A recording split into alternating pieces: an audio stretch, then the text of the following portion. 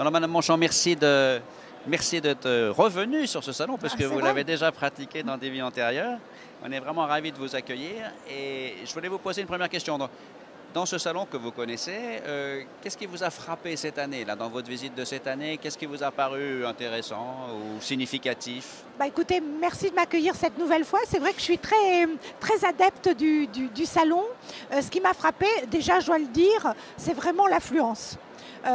Les personnes viennent chercher de l'info, viennent se renseigner, viennent dialoguer, viennent prendre du temps. Et ça, c'est véritablement une caractéristique. C'est un salon populaire, me semble-t-il. L'autre chose, c'est l'extraordinaire diversité de l'offre. Parce qu'évidemment, il y a des réponses institutionnelles. On est passé avec Agnès Buzyn, la ministre des Solidarités et de la Santé, sur le stand de la CNAV, de la GIRC-ARCO. Là, ce sont des institutions. Et puis, nous avons pu découvrir ce fauteuil qui permet de passer des marches pour des personnes à mobilité réduite. Encore cet aménagement du logement, donc des réponses extrêmement concrètes de la vie de tous les jours.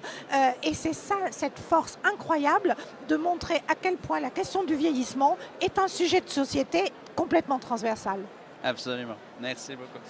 Et alors, vous êtes président de la CNSA, la Caisse nationale solidarité et autonomie, là, qui finance les projets des conférences des financeurs, oui, qui est une des grandes réussites de la loi ASV. De la loi ASV 2015, oui. Donc, est-ce que vous pouvez nous dire un peu quels sont les grands projets de la CNSA, quelles lignes stratégiques vous avez définies avec votre conseil? Alors, effectivement, la Caisse nationale de solidarité, vous savez, je dis c'est le petit cousin de la CNAM, de l'assurance maladie pour le médico-social. Ouais. Un périmètre qui est important, les Français ne le savent pas, 26 milliards d'euros.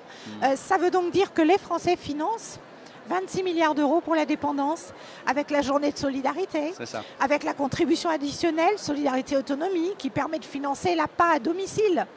Et donc, vous me posez la question des orientations avec le Conseil. Je dirais qu'il y a deux grandes familles d'orientation. D'accord. La première famille, c'est accompagner la transformation de notre modèle de protection sociale. Les Français, nos compatriotes, veulent vivre chez eux.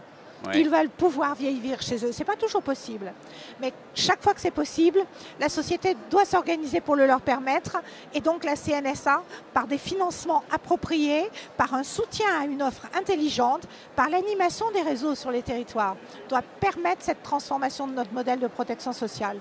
Nous devons aussi faire que les institutions, vous savez, les EHPAD, qui font parfois un peu peur et qui vivent en ce moment des moments assez difficiles, puissent eux-mêmes se transformer. Moi, j'ai l'habitude de dire dans une logique domiciliaire. L'EHPAD doit véritablement être un domicile de remplacement et c'est ce qui doit guider sa transformation. Ça, vous voyez, c'est sur la question de la transformation du modèle, dans la droite ligne de ce que Agnès Buzyn, la ministre des Solidarités et de la Santé, Sophie Cluzel, la secrétaire d'État aux personnes handicapées, nous proposent dans leur feuille de route. Et puis après, il y a une transformation de la CNSA, l'objet CNSA, l'établissement public. D'accord. Il faut que nous soyons une agence, plus qu'une caisse.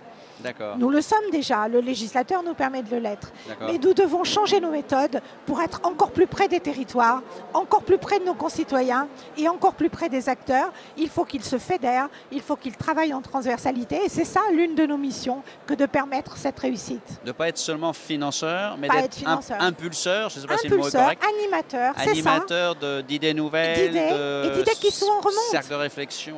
C'est cela. Et puis aussi faire que ces innovations que le terrain nous apporte, que des créateurs, des start-upers, des personnels mettent en œuvre là où ils vivent, dans des territoires parfois complexes, puissent influencer la transformation de notre modèle de protection sociale. C'est ça une fonction d'agence et véritablement c'est notre détermination. D'accord. Merci infiniment, Merci à Madame vous. Monchamp. Merci Merci beaucoup.